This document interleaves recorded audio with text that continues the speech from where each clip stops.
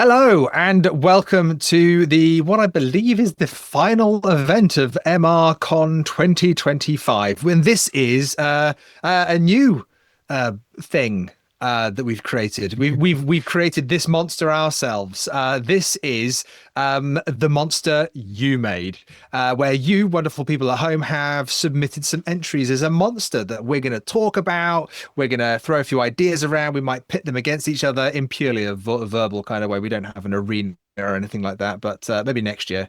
But what I'd like to do first is we'll go around the table and introduce everybody. You might recognize one or two of the people here this evening, and then we're going to have a little talk about monsters. So we'll start off with Pete first, just to get him out of the way, and then we'll move on. Pete, tell us who you are, where you come from, star sign.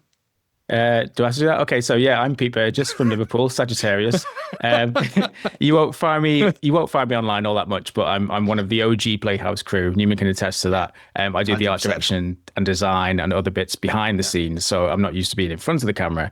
But I have written a couple of scenarios for the repository. So I've got Flesh Wounds, which is a gold bestseller, and I also published Last Call of Cthulhu last year, which is a set of drinking rules for Call of Cthulhu. There is a scenario buried within it. I've not done a very good job of marketing it, but anyway, we are going to run it soon as well, aren't we? We're going to run it soon. I hope so. Yeah. And it's going to go in the Halloween bundle, so hopefully it'll go Electrum soon. So fingers crossed, Halloween bundle, you can do it. Yeah. Excellent. Yeah. So that's me. Thanks for having me on the panel tonight.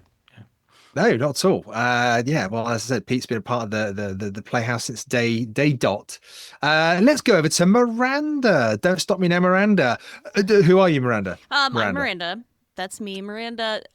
Sometimes, usually known on Discord as Don't Stop Me Now. Miranda in my normal daily life. I do some editing and producing. Some editing and producing. Some, not all, definitely. There's so many more people for the Playhouse, and also do some playing of games there, as well as over on the Old Ways podcast. So don't let Miranda fool you, people. Miranda is one of the team of Miranda, Steve Anderson, who's also Tall Halfling, and Cosmic, who has essentially made all of the streams on Twitch and everything just a complete reality this weekend. They are the driving force behind the Shoggoth's silliness. So yeah, absolute big love to those guys. And we grabbed a random person just on the way in to join us for this event. Was it Mr. Paul Fricker? Oh, I think I've heard that name before. Paul, could you introduce yourself, please? Hello, I'm Paul. I like games. I also work for Chaosium. I write and edit for Call of Cthulhu, and I'm very intrigued by Pete's Cthulhu drinking game. That sounds like we should be doing it now, really. Yes, it does actually. That's something. Paul, I'm pretty sure I recognize. I know my screen's going funny, but this old what's here, that? Ye old book here. There's someone's name on the bottom that I think is maybe a relation of yours, perhaps. Sure is. Paul, we wanted to say yeah, it's a family just a huge thank you, Paul, because we got in touch with you and we really wanted to make sure that you were a part of this, because I think without obviously the work you've done, without the work that Chaosium's done, none of this is even a thing. And this community content program that we all hold dear and we absolutely love to bits is a product of what the work that you guys have done. So thank you. Well, what we're here with right now, Newman, is a product of you and all of the people on the Miskatonic Repository Community. Because I'm just going to take a moment to say, like, when the Chaosium launched Miskatonic Repository, I kind of thought, that's cool. It gives a way for people to put out their scenarios that they worked on, and because it's it's not easy to get something published by Chaosium, because we've got a lot of things in the pipeline. These things take a long time to come through in book form, and there's a limit to how much we can publish each year. Whereas the repository, brilliant. But what I never foresaw was a community around it, and that blows my mind. And you guys showcasing it as you do is just fantastic. So thank you to all of you. Oh, wow, that's thank you, Paul. That's really lovely for you to say. And I think one of the other really exciting things about Paul, which I know everybody knows that's here watching it, Paul is also a Miskatonic Repository author with some fantastic scenarios. So not only check out Paul's Call of Cthulhu official published work, but also check out his repository work because it's really, really good. Really, really good. Yeah, really, really good. We need to get some more on the Playhouse soon, actually. I've got a real desire to do Dockside Dogs on the Playhouse and just see what carnage yes. I can imagine you doing that. Be good. Yeah. Okay, right. So we are here to talk about monsters, and that is exactly what we're going to do. Firstly, guys, open question. What is a monster in Call of Cthulhu? I'll take any answer that anybody's willing to offer. What is a monster in Call of Cthulhu? You know, Newman, my initial, my gut reaction was to say the antagonist of the scenario, but I do think sometimes we are the monsters in some really good scenarios. The investigators are. So, okay. Generally speaking, the antagonist or what is causing the harm or chaos that the investigators are fighting against or trying to uncover is the base level. Yeah, I think for tonight that's a fantastic description because we could go really meta on this or really kind of dive into some alternative writing and what is a monster. But I think on tonight's baseline assessment, what we're looking at is we're looking for an antagonistic force, which is either aware of the investigators or not sometimes in its cosmic nature. And what monsters are, they are the creatures that lurk in the dark. Or maybe don't even lurk, they just flat out fall out of the dark. But that's what we're addressing tonight. Tonight's format, wonderful peoples that are here watching, is Pete, Miranda, and myself. We are each going to fly the flag of a couple of monsters that we've chosen out of all the monsters that were submitted. So thank you firstly to everyone who has submitted monsters. Some fantastic ones in there, genuinely, you really want to see these. We know some of them are from scenarios that have been written. Some of them have been written specifically for this. So it's really exciting that level of creation is going on out there. Just on that monster side, just thinking about what we can do to torment our investigators. So Pete's going to present one, Miranda's going to present one, I'm going to present one. That'll be round one, and then we're going to go for round two. Pete, Miranda, myself. All through this, we're trying to convince Paul. That's our job tonight. We're trying to convince Paul which one of our monsters, our chosen monsters from our list, is the reigning monster for this year's The Monster You Made competition. And there is a prize, as Per mentioned. There is my screen, let's go. There we go. The Malleus Monstorum, wonderful collection, but I keep turning it and it keeps disappearing. That's one of the things the book does. It's amazing. It's a magical book. Exactly. It's a tome, if you will. So I think we get started and see what happens. Pete, we're going to throw over to you. You're going to introduce your first monster to us, please. Try to convince Paul. Go. Yeah, sure. Okay, so for my first monster, I've gone with Plague Leg. By Jade Griffin, just because it ticks a lot of boxes for me personally as an 80s kid who likes sort of monsters that are more sort of tangible, a bit more physical. I just really liked it. I like the simplicity of the name too. I think Miranda, it was you who said on the chat on Discord that your nephew had a way of naming things, which was combining an object and a body part.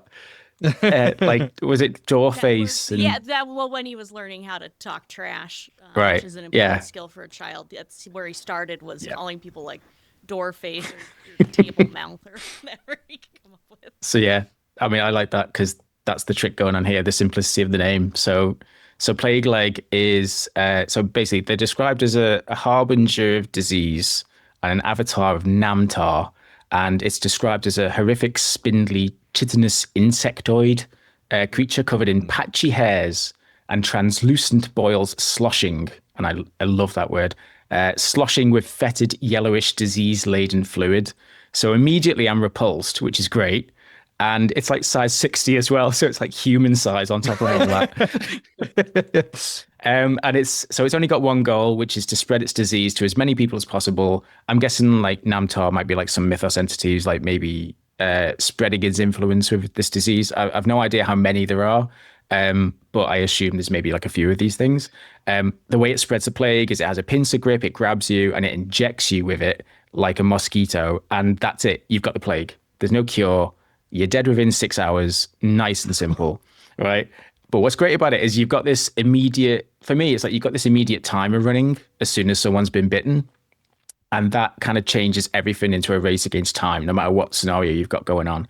And plus that person then also becomes contagious once they die. So it's got potential to have this really lingering and wide-reaching effect if it's not like contained. So yeah, physically it's quite tough. It's got a hard shell, resists all damage, so it's pretty hard.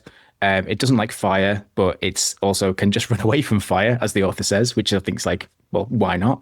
And it doesn't outright say it, but it does mention that it's easier to kill the creature while it's still pupating within its human host. So I guess while it injects you, it also is being a bit like face huggery, and that's how it's like maybe reproducing, which again, if I was a player, I'd be like a little bit upset about that in a good way, but I think you can have a lot of fun with it.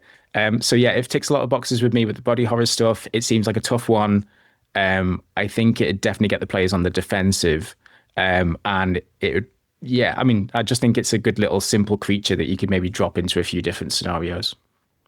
How many legs has Plague Leg got? It doesn't say, it's but I mean, humanoid. It's you, once you're infected, you become a Plague Leg. Is that right?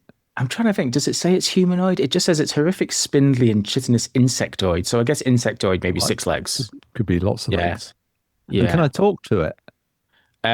It doesn't say. It says it single-mindedly spreads its disease. So maybe it's just locked on, and if you did try and talk to it, it'd just be like, nah, I'm too busy spreading disease, mate. Mm. Yeah. Seems like it'd be fun to have, like you kind of mentioned Alien, but it would be fun to have in an enclosed, like you're trapped with this thing. You're snowed in, or there's a storm outside, and you're stuck at the hospital, and patient 0 has been brought in, and you're stuck with this thing, and it's quickly spreading. I could see that being like a ton of fun to play with. Yeah, I think it'd be perfect for like an outbreak or like containment type scenario. Like I know this is like a mythos avatar kind of creature, but I think it would work equally well in like some sort of laboratory setting. Like I like the idea of the players running around trying to find a cure for the disease, but then finding out ultimately there isn't one. Yeah, I'd like to check. I don't know if it's part of a scenario already, but I'd like to check out the one. If it is in one, I'd like to check it out. Yeah. I'm thoroughly disgusted. Yeah, that's what I like about this. Which is the point. That's a compliment in this particular event. Yeah. Yeah. I don't know if it's just because like I'm an 80s kid, but I mean, The Thing, The Fly, you know, all those kind of films, that's I like it. So yeah, that's my little pick. Yeah, I can imagine this in a movie for sure. Yeah. Yeah. It's scary as a player, that the incurable aspect. You've got 6 hours. I mean, that's quite fun to play, I guess, in one way. But am I right in thinking that, Pete? Is it that once that's it, I mean, you're gone? It says 6 hours, but it doesn't say the keeper has to tell you that. So genius. Who knows? Yeah, maybe it happens to another character before, or maybe there's evidence of it before, so that freaks you out. That would be how I'd do it. So it's like, oh, there's like a log report of someone saying, oh, in 6 hours it does this. Yeah, and then really put some pressure on your players too if you lead on to it's 6 hours, and then every half an hour, 45 minutes in game, like an hour passes or something like that, and have it be like if one of them is infected, especially, that there's this like time limit for figuring things. I always like putting like things that speed up a scenario or that put them under pressure. I drive like the pace. Yes. Well, I think with one shots that's very important as well. So with one shot, you do want to do that. You want to speed things along. So you could find a victim, and just first thing it's just like, oh my god, how long ago since you were bitten? 5 hours and 59 minutes and guys, we've got 6 hours. We've got to do something. Okay. Thank you, Pete. That's great. Paul, did you have everything you need from that particular sales pitch? Yeah, I think that's good. I can imagine some heroic action going on, because if there's a scenario, if these are almost like secondary to the scenario, suddenly you've got a timer of 6 hours to do your heroic actions. Yeah. And, you can do some cool stuff in 6 hours. But just as an adversary, it would be kind of like a bug hunt, but a cool one. Yeah. Yeah. Yeah. Okay, Miranda, try and outsell Pete. Oh boy, it's gonna be tough. But I have from the one and only Stu Sellens, Yog Sothoth. Which is just, it's fun. It's exactly what it sounds like, a sock. And it's Yog I love Sothoth. Yog Sothoth. Ah, Is the manifestation of the many threads of chaos that are derived from the frantic search for each sock's missing partner that has slipped into the spaces between reality. Um, it he has a cult written into it for worshiping Yog Sothoth after being driven insane by the cosmic mystery of the missing socks.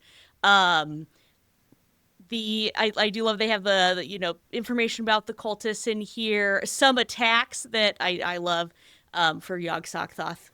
Which the more I say it, the easier it gets. The woolen outer god is how he is described, but he has the ability to transport, which makes sense. Your sock is missing, so obviously this creature, this woolen outer god, has the ability to transport a victim, but also unravel. So having them being they're unwound and their fibers becoming tangled within Yog Sothoth, which I think is a really fun. I think you visually could do a lot of fun things with that with the players, and describing kind of how their reality is unraveling, how it's raveling in with something, how they themselves are unraveling. I think there's a lot of fun to be had there.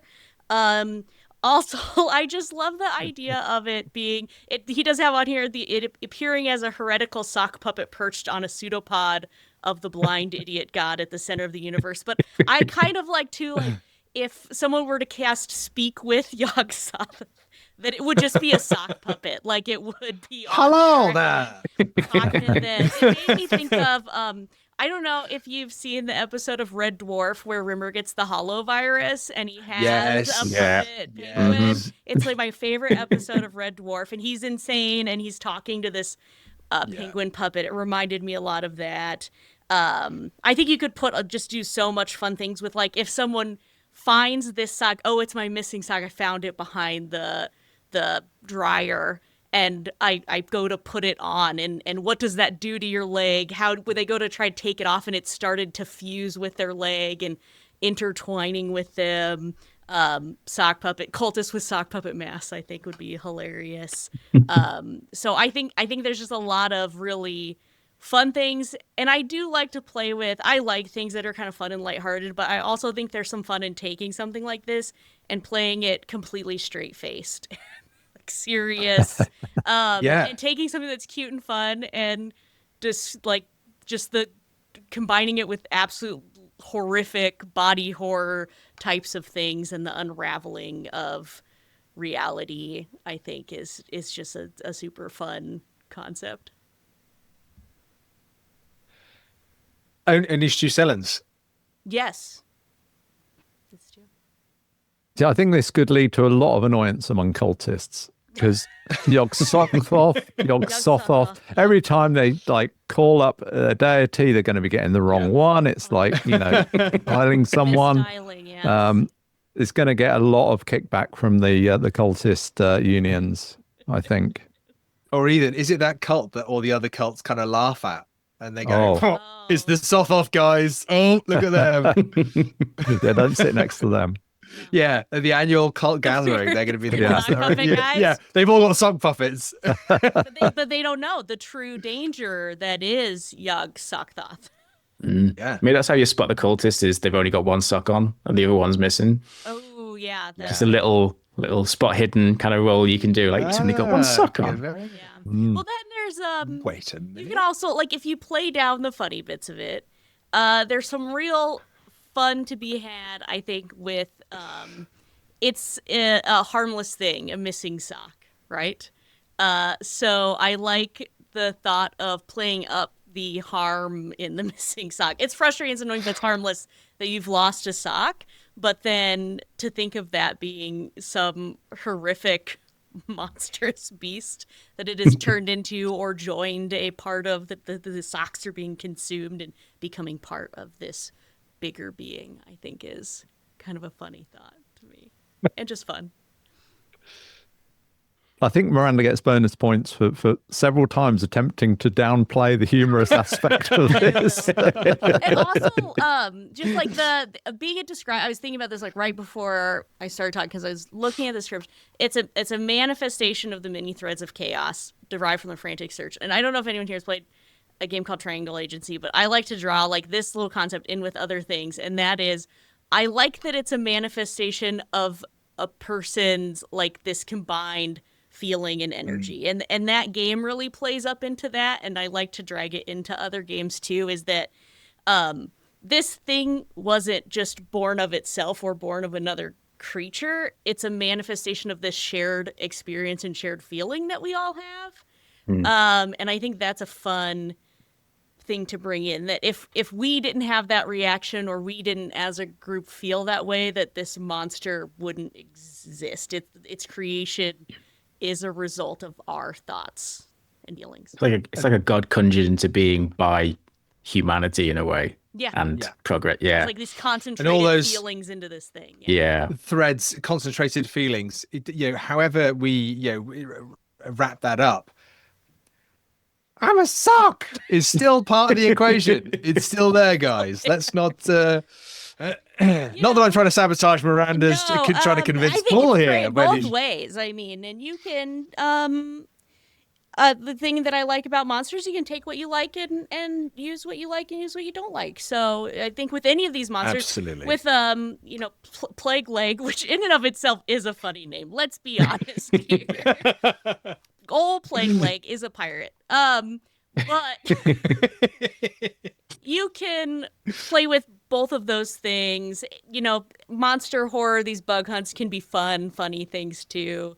And sometimes you need the funny stuff to balance out the horror. So I think, they have, it has its possibilities here, but I do like that it's fun and funny. And so I do agree with you though, that I think the funny stuff until it's scary, I love that kind of stuff where it's like, it's really funny idea, but then when you take it to the extreme, it's like suddenly it's not funny anymore. Yeah. I'm trying to think of some. There's so many good examples. You try to pull it off your hand. Exactly, or it's going down your. You can feel or it's going down your throat. Pulling out of your arm and slipping. Okay, out. we've given Miranda way too much time here to convince Paul. This why is am I trying outrageous. to help? Yeah, why am I trying to help? What are you I'm doing, trying to, Pete? Yeah, I should be taking Okay, my one. That's a good argument. Mr. Fricker, do you have any follow-up questions that you'd like to give for Yog Sokthoth?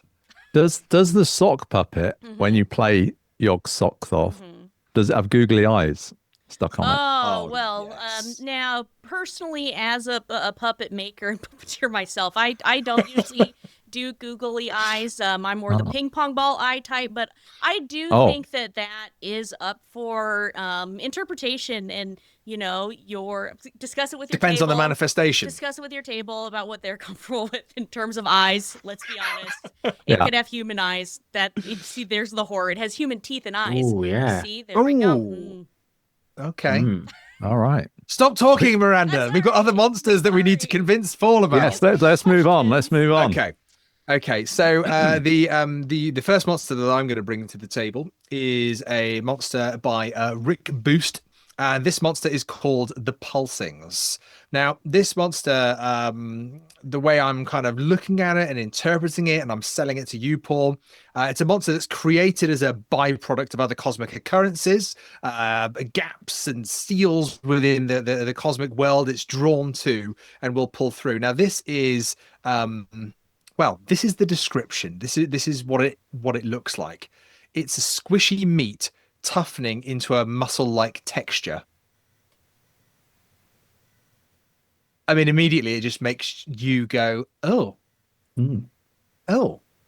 Now, this pulsing, it starts small. When it kind of comes into this world, when it comes into our universe, it starts small, but it feeds, and it wants to feed almost mindlessly.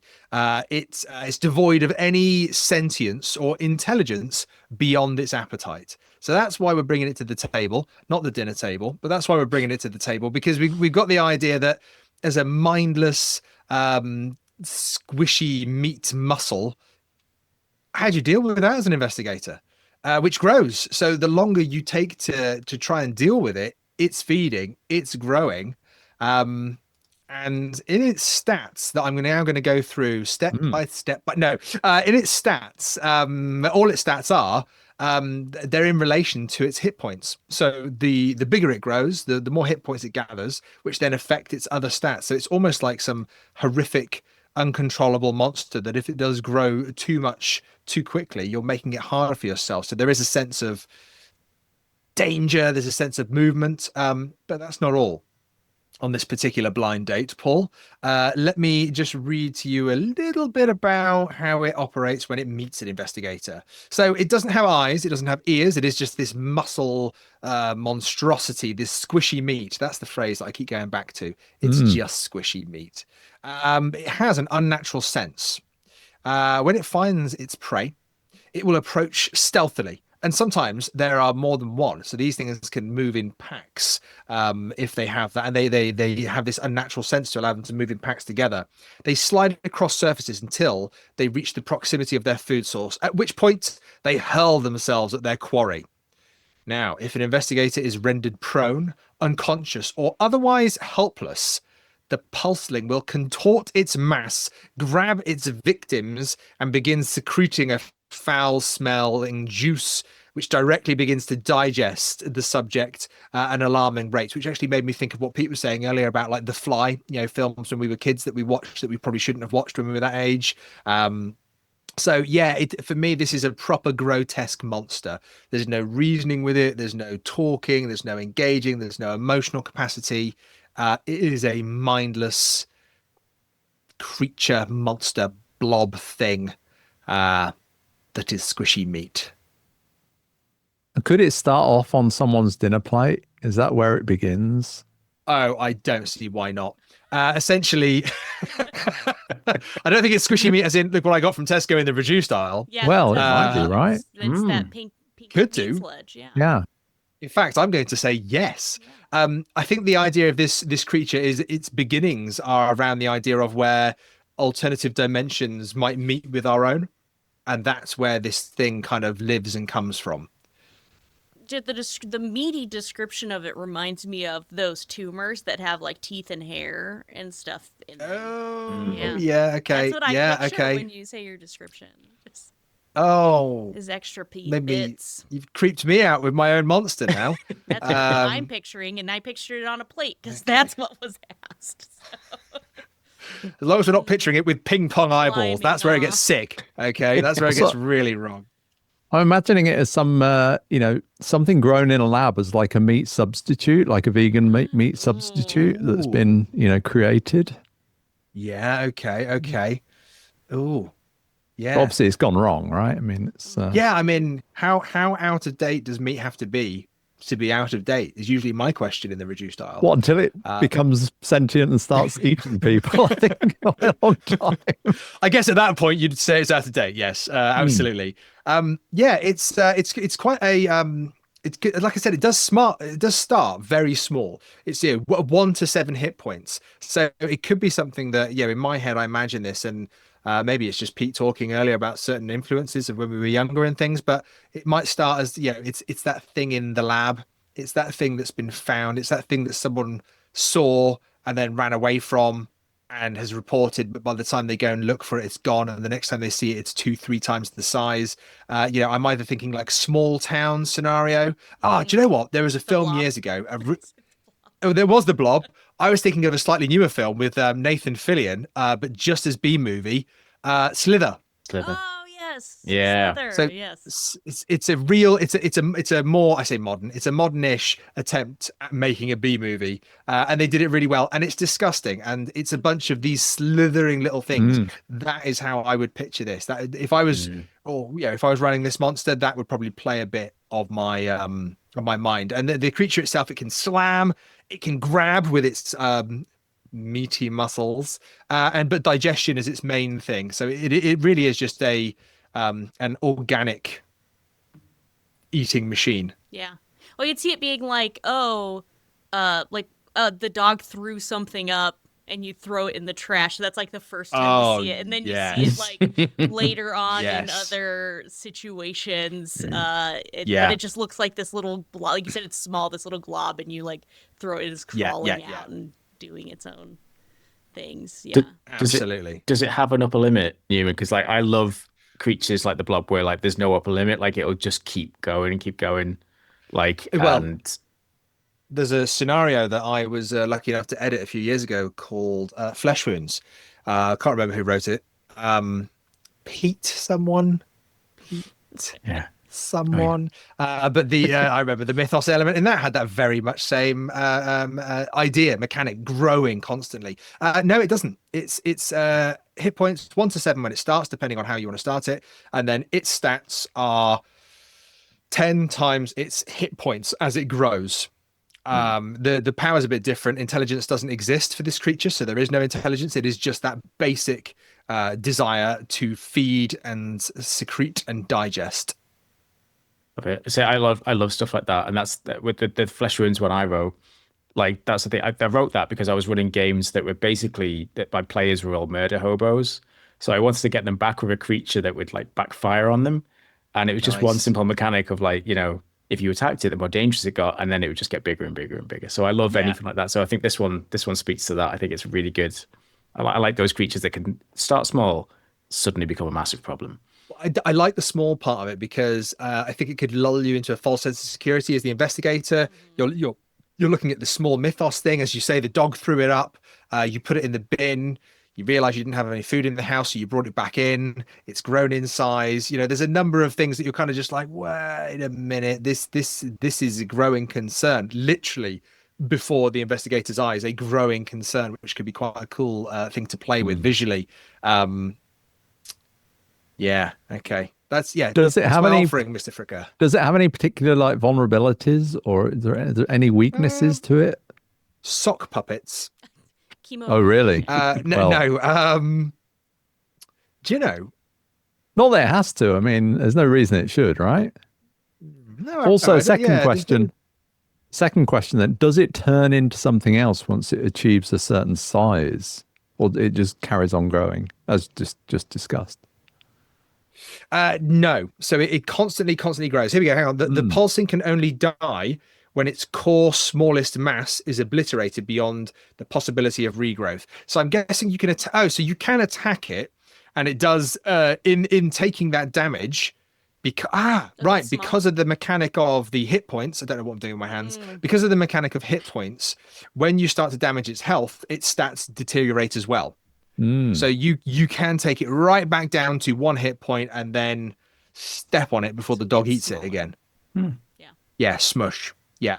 But then I like I was reading through it too, but like when it gets smaller, it's also easier for it to escape from you. Right. Harder to hit. So like that's a fun mechanic. Very Slither-esque, actually. Yeah. I'm loving that. I hope that maybe subconsciously, Rick, maybe you've seen Slither at some point, because I think that's a wonderful thing, and you've created a wonderful thing here. You said they were like little bits of muscle, right, when they were small. So I like the idea of someone stamping on it, it just like skids off down into some drain or something.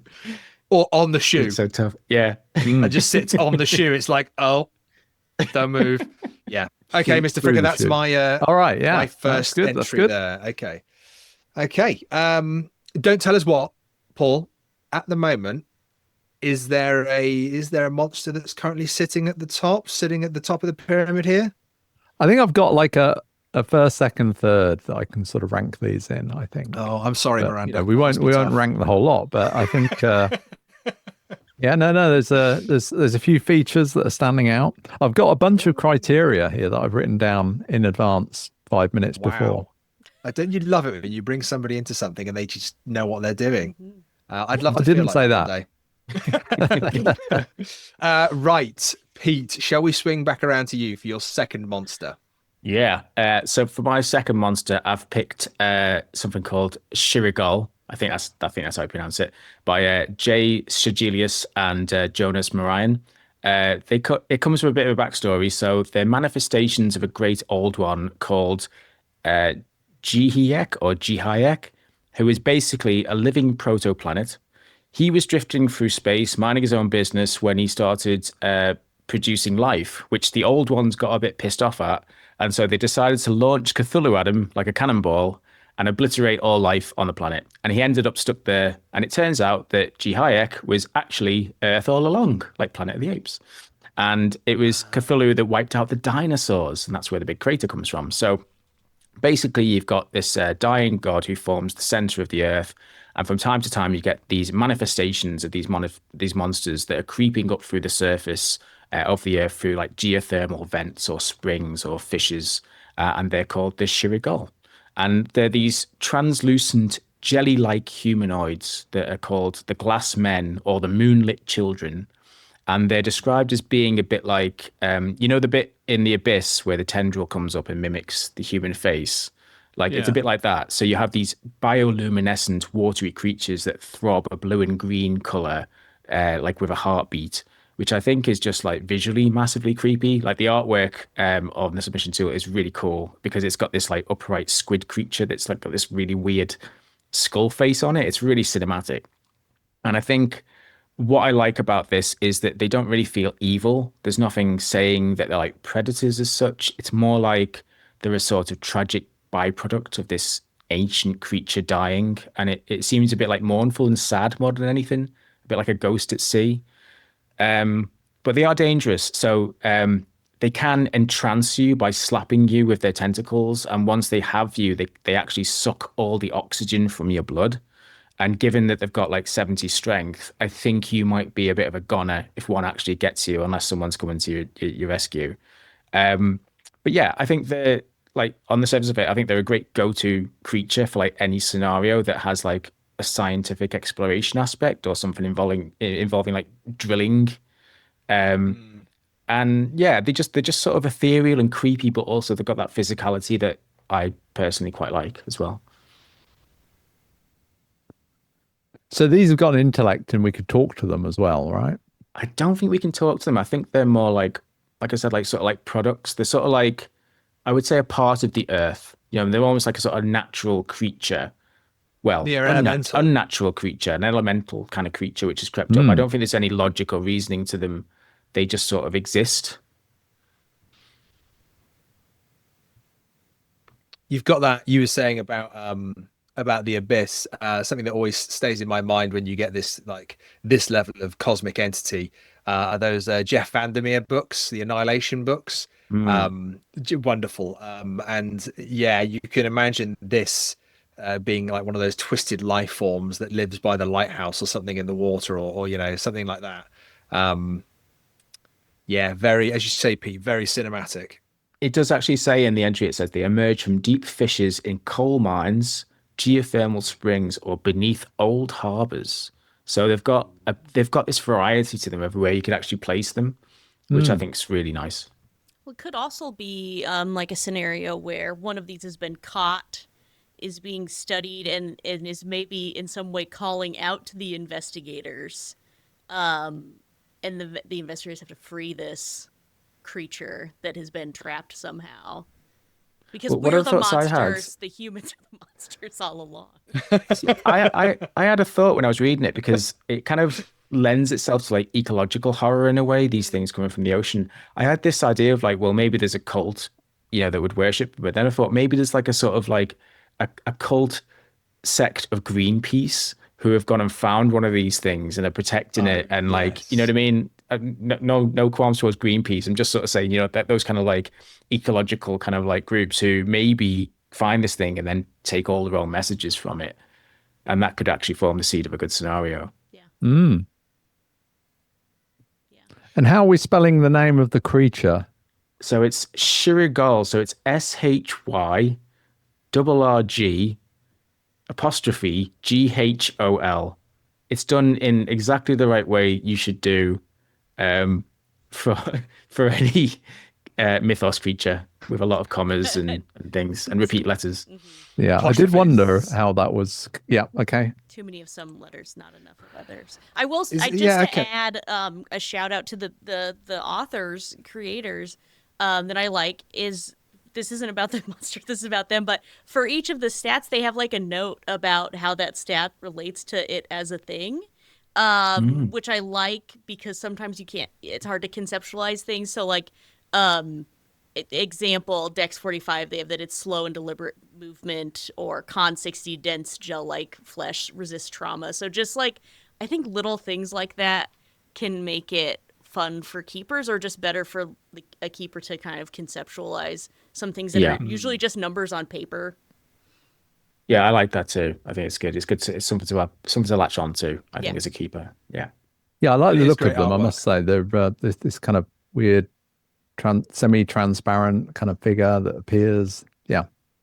If you're going off what Miranda was saying earlier, you know, that the one had been captured, you could, if it was captured and misidentified, it was, you know, people had it as one of the bizarrest, rarest species of giant squid. Yeah. And it became like a publicity thing, and the investigators were there because of it. You know, there's so many cool ways in. Pete, I love the Greenpeace thing. That's potentially a scenario in itself. Yeah. Oh, cool, amazing. Shame on you, Pete, for putting forward such a good, compelling argument. We shall have to have words. Miranda, knock him off the pedestal, please, with your next monster. I'm gonna try. Vovina Games was kind enough to submit a number of monsters and various things, and one that I really, really liked was this Deep One hybrid, and you'll have to excuse me if I pronounce the name wrong, but Don, last name Gasly, I think.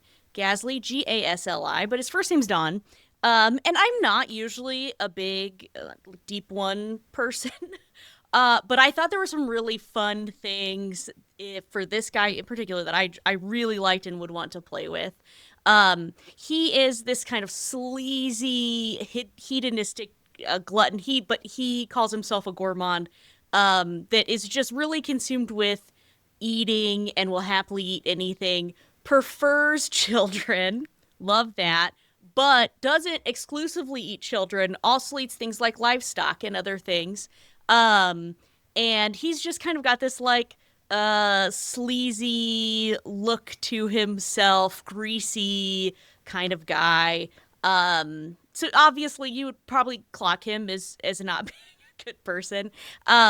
He's kind of in his Deep One form, he's described as looking like a catfish had a baby with a whale.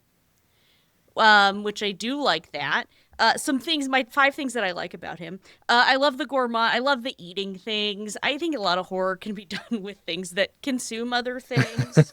But also that it's not just children, it's other things, and you can play around with that. It made me think of, I think it's in Jaws where they cut open the shark and like a license plate falls out. So I would love if like something happened to this guy, or what you were doing an autopsy, or maybe he threw up and a license plate came out, or like a cow's hoof falls out. Like that would be something that I think would be super fun. Or even like if after he eats something, like you can tell he just had a big meal, and then like like a sheep's head is like pressing against the inside of his stomach, like a baby. Oh, like, Miranda! you can see it kind some of those things in there. Yeah, super cool. A hand. Yes, a hand pressing out. That's awesome. And then I love the description of a catfish, and this is probably have you ever heard of the term noodling? No. Okay, so really big catfish and catfishing. I did just Google if catfish were in the UK. It sounds like not really. Yeah. Not as much. But to catch a big catfish, what they do is you shove your arm into its hole. You get down in the water, you shove your arm in its hole, and it grabs onto your arm, and you pull it out. You pull the whole catfish out, like your whole arm gets in the. It's called noodling. It's super interesting.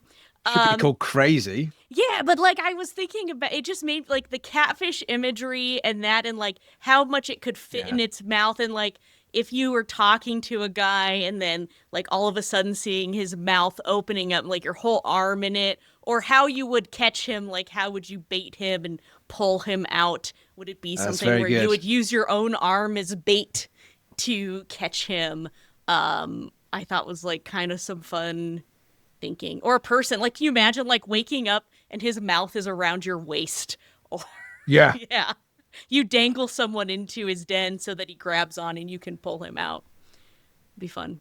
Oh, he's got such a terrible description as well, hasn't he? As this person, what is it? He wears a top human hat. form. Come on now. Yeah.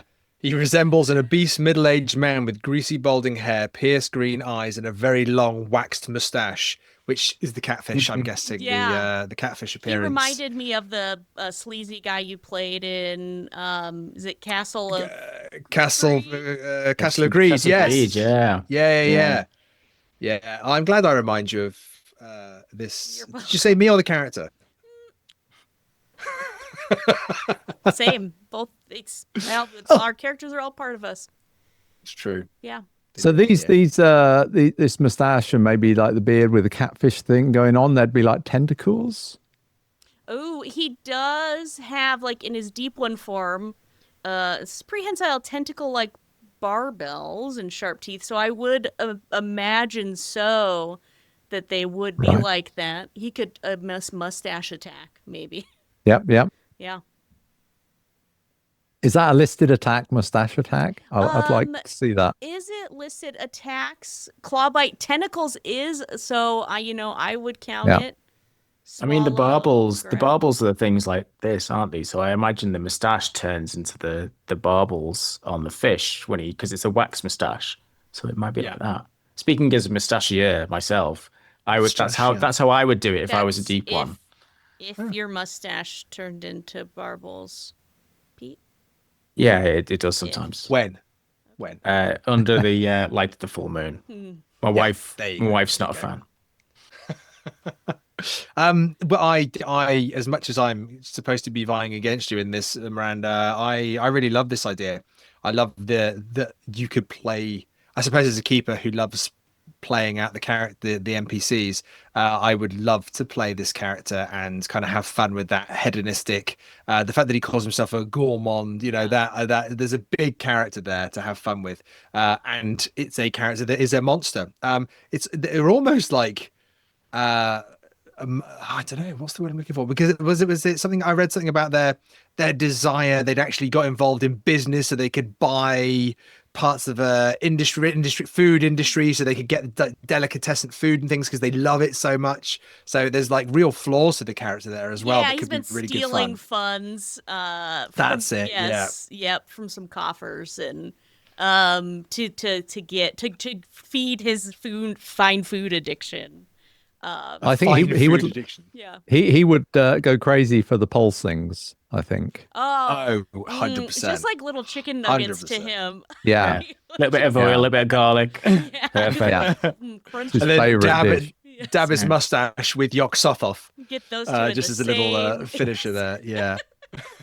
I've got to say one thing. What I do really like is the sort of monsters or the villains that are really disarming at first. So the fact that he's like an obese middle-aged man, like I love the fact because I've played scenarios and I think Orient Express, like you have some characters like that who just seem like, who's this guy? You know what I mean? But then they're actually under the surface of it. There's something else and there's something a bit dangerous, and I like that little switch. I like that. Right, let me attempt, Mr. Fricker, to dethrone the other two from your first, second, and third positions here. The last entry this evening, we are going to talk about a creature that is from Steve Anderson. And this monster is called the Guardian. This is a monster. It's very associated. So the scenario this comes from is Arkham Fire, which is a published scenario. It's a monster that's been pulled from an existing scenario. If you are looking to play that, obviously mute yourselves now. But the idea of this is that it is a creature. It manifests. Before I tell you what it is, I'm going to tell you how it manifests. It manifests slowly, first as a growl, then smoke, and then lastly as razor sharp teeth. And then the author has even put after that, and did I mention the teeth? The teeth being quite visual on this image of this smoky, almost kind of dog-like creature. Now, the actual there's a wonderful keeper note here that tells us what the Guardian is before we go into the other details. It says, a keeper note: the Guardian is an adolescent hound of Tindalos. It lacks some of the adult's most devastating features, so it's not a Hand of Tindalos. It's an adolescent, and it references the Malleus Monstrorum on page 137, including its legendary, including its attention span. So basically, it's young. It's a young pup of a Hound of Tindalos. So it doesn't have necessarily the same abilities, the same attention span. And I think that means in that respect of the Hound of Tindalos being able to track someone who has, messed with time or has glimpsed it, and then it can track them through any time and location. This is much more of a smaller entity, but still just as terrifying. It's got some pretty high stats in terms of its size. It's an 80. So it's a bit of a monster here. It's got a fair few hit points, but it does look like you can pull it down eventually. It's got 24 hit points. It also has a few spells. So you imagine this young pup, but still big. This young, scary pup of a wolf that is an adolescent Hound of Tindalos, and its spells are, so it has smoke. So it can fill a target's lungs up with smoke and therefore kind of incapacitate them to allow it to get them easier. It can also cast flames, so it can ignite a target, depending, and there's a lot of charring and blistering of the skin, and it's quite a horrific experience. Bearing in mind that this comes from a scenario that is based around the Arkham Fire Department, so fire is quite a key theme with this, smoke and fire. And then the last spell that it can throw is fear, which, with this beast being a predator, animalistic, it's I think that fear aspect is something that could be really fun to play with your investigators, in terms of something is prowling. So you see it moving through smoke. You see it shimmering through fire. This is a predator that is moving to stalk your investigators. So yeah, a adolescent Hound of Tindalos, the Guardian.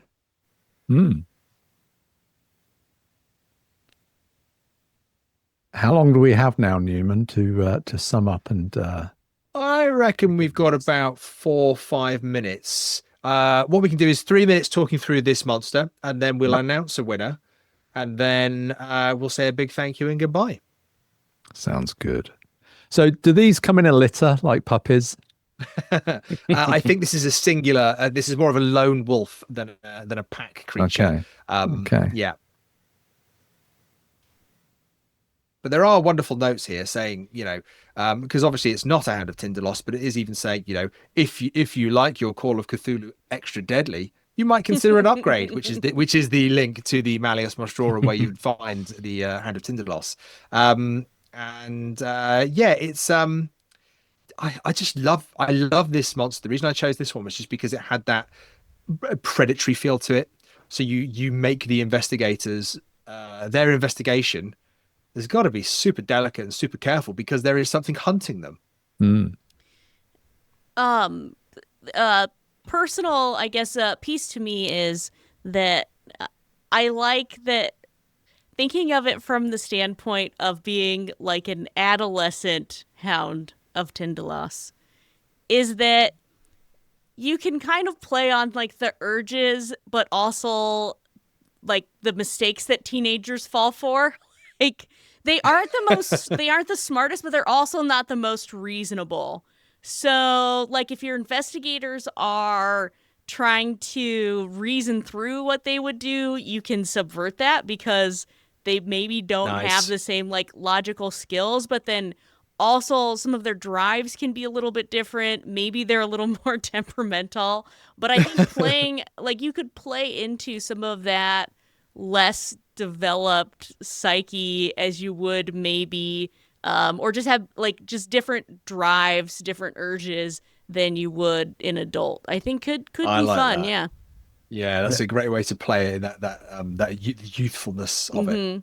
I think it gives another layer, because I think if a Hound of Tindalos is on your tail, you're kind of done for, right? Yeah. So I like the idea there's a bit of a level to it where you can maybe go through some time travel or this or that and maybe have a bit of an out, because not all time travel is the same. 5 minutes is different from 500 years. So maybe there's degrees of the hounds they send. Who knows? This feels like it'd be a bit less focused and less relentless than a Hound of Tindalos, maybe. A bit more easily distracted. I don't know. Yeah. Which could give your investigators, or it could be more, as you say, teenager aggression, just focused on one investigator. Paul, any last A lot questions? of other feelings into that too, though, like fear. Like it'd be Not as a interesting to teenager. play. Yeah, like the fear or anxiety of a teenager, but as it like Yeah. instead of a relentlessness, like give that hound some Bad humanity. dog. Give that hound some humanity. Might be kind of fun. You can throw a toy. You can throw a toy, and it's easily distracted. Not like Uh-huh. a real hound. Yeah. Yeah. Absolutely. Right, Paul, any last questions on the Guardian? What's it guarding? Time. Okay. And Good people, yes, thank you. Yeah. Right, we'll give Paul a second to consider his winner, and I'm just going to work out my my thank you speech for winning, obviously. But Pete, Miranda, we've literally got about 3 minutes, so you've got 30 seconds. Tell us something interesting about a monster. Go. Something interesting about a monster. A monster. Yeah, just any monster. Yeah. Uh, I do like a monster silence. that you can feel sympathetic for, or something like that. So yes, a scene that's, I can't even think of what scenario it's in. It's in, what's the pulp campaign? The Is it- serpents. Yep. Two-headed serpents. That's it. Yes. Okay, I'm pretty sure it's in there. It's been a while since I've played it. There's a scene, spoiler alert, involves eggs like under a stove in someone's house that maybe Oh, they've yeah. laid. And I really like that idea because is it like the monster? No, but like anytime you can give humanity to the bad thing and make your players yeah. feel kind of a way about it. Like you can't be mad at the woman. You can't really be mad at the eggs. Like you have to destroy these things, but also like you're going to like hurt someone in the process. I think some fun things can really be done with players with monsters where there is a sense of understanding why they're doing what they're doing. And on that note of apparently understanding why they're doing what they're doing, Mr. Fricker, do you have a winner for us? Who is the 2025 winner of the monster you made?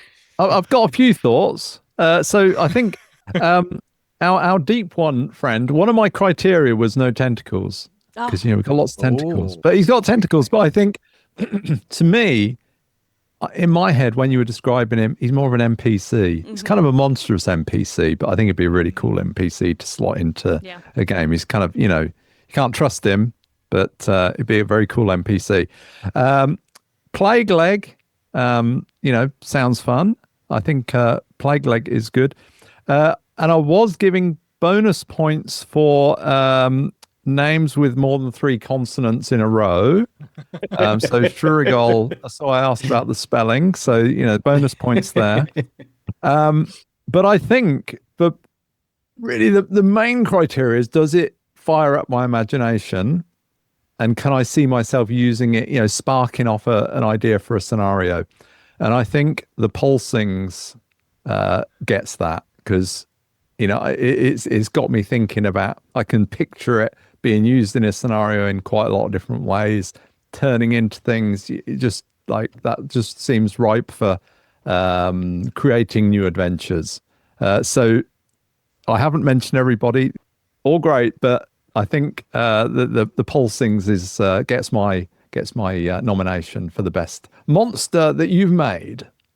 All right. Congratulations to Rick Boost. Thank you all for submitting your monsters. You've been amazing. Rick, we have one of these wonderful disappearing books. Wait for it. There we go. There we go. The one of these is going to be finding its way. So I'll be in touch with you soon, Rick. But thank you to everybody who submitted, and lots of people submitted more than one as well. So we're incredibly thankful for you. A huge thank you, because this is the last event and or panel of MRCon 2025. So I know we are at time, but just very quickly, I'd like to say thank you to all of the organizers of this event. So we're looking at XP Lovecat, we're looking at Evan Perlman, we're looking at Al Smith, we're looking at Mary Glonkia, a fantastic group of Shoggoths. I've been lucky enough to lead these guys this year, so I'm very kind of pleased with that. We wouldn't have been able to do this if I hadn't have lent on some of my very good friends who are Miranda. I'm pointing, I think I'm pointing in the right direction, who are Miranda, Steve, who's also the tall halfling, and Cosmic, because those guys have put together all these Twitch feeds for us, and we can't do this kind of stuff without those guys. But most importantly, thank you to Pete. Not Pete. Thank you to everybody who's run a game, everybody who's played in a game. Thank you to all of you that have come along and been a part of Miskatonic Repository 2025, because without you, it's nothing. So you guys are all amazing, and see you next year.